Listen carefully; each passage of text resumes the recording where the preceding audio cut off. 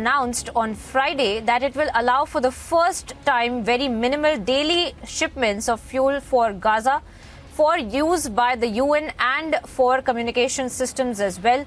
In fact, we have been getting all the updates of how the IDF has also targeted several Hamas targets. Now, in fact, the latest announcement that has come to light from Israel on Friday that it will allow its first time the minimal daily shipments of fuel in the Gaza area. In fact, we have our colleague Gursimran on ground zero to get us more updates on this. Gursimran, it's over to you. Please walk us through the details of exactly where you are, the updates that you're picking up on the ground, and of course the latest announcement made by Israel over how they will allow daily minimal shipments, keeping in mind UN and communication systems. Priyanka, right now we are reporting from the Zerot, which is hardly 700 to 800 meters from the Israel-Gaza border. And on the 43rd day also, the roads are wearing a deserted look. I'll request Rawatji if he can show you the roads.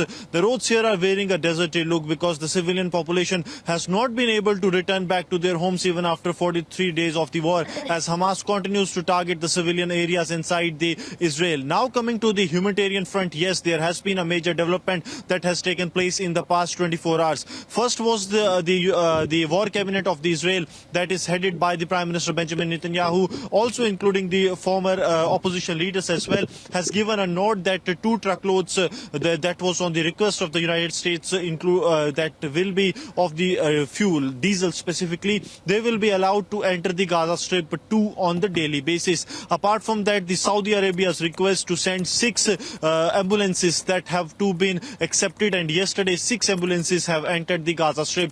It is for the first time that we are witnessing that on the request of other countries, the Israel side is agreeing to allowing the initial the supplies inside the Gaza Strip. Apart from that, the request of the Cyprus to carry out to ensure that there are some supplies from the Mediterranean Sea, that is also accepted by the war cabinet, and they too will be allowed in a phased manner. So now it seems that with mounting some of the international pressure and also to ensure that their war against the terrorists of Hamas do not get deviated, the Israel is ensuring that the people of the Gaza Strip, the north of Gaza, who have shifted to the south of Gaza, they be given with the adequate supplies. And that's why the decision was taken not only to allow these 6 ambulances from the Saudi Arabia, but also the request of United States to allow the 2 truckloads on the daily basis to supply fuel, and also the request of Cyprus. So this is very important, keeping in view the fight against terror, because one thing the Israel side also knows that by violating or by stopping any kind of humanitarian assistance, they will invite the international trouble that they don't want to, and that's why the decision was taken that the humanitarian supplies be allowed at any cost, and that's why they have now done this.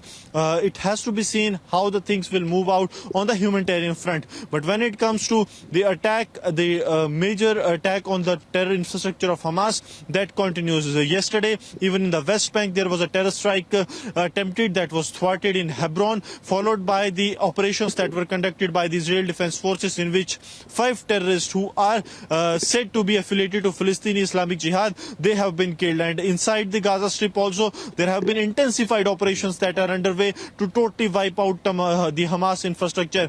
In a bedroom of a child